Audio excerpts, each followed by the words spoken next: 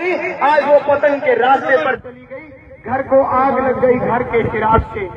अब आपको उठना पड़ेगा, अब आपको जागना और सजग होना पड़ेगा, क्योंकि दुनिया को अगर संदेश दे सकता है तो इस गुर्जर जाति का गौरव ही दे सकता है। अन्य किसी जाति में वो क्षमता नहीं है, वो वीरता नहीं है। और आज पूरे राष्ट्र को हमारे हरियाणा के मुख्यमंत्री ने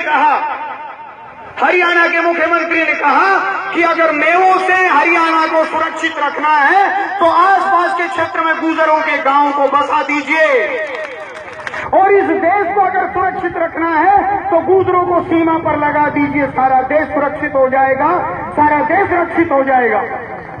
मैं किसी जाति का गुणगान गाने नहीं आया हूं यहाँ, पर मैं जो हकीकत है आज का नहीं हजारों वर्षों का इतिहास खगाल कर देखिए, इस जाति ने सदा देश के लिए बलिदान दिया है, इस जाति ने सदा देश को सुरक्षित और रक्षित किया है, इसी जाति ने ब्राह्मणों को संतों को पूजा है, इसी जाति ने इस देश को रक्षित और सुरक्षित रखा है।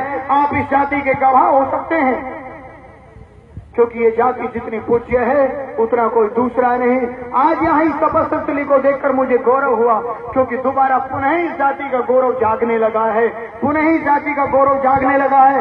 इतने बड़े भंडारे का आयोजन किया, आप सबने किया। मैं पुनः सबको आशीर्वाद यही देता हूँ कि दोबारा से जागे, उत्तिष्ठ जागृत प्राप्य वरानी बोध।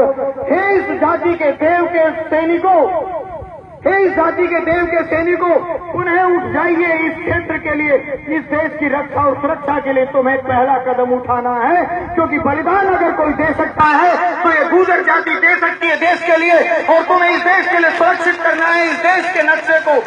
अन्यथा ये मुगल इस देश को क्योंकि कहा भी है मुगलों ने एक सीमी संगठन है, मैं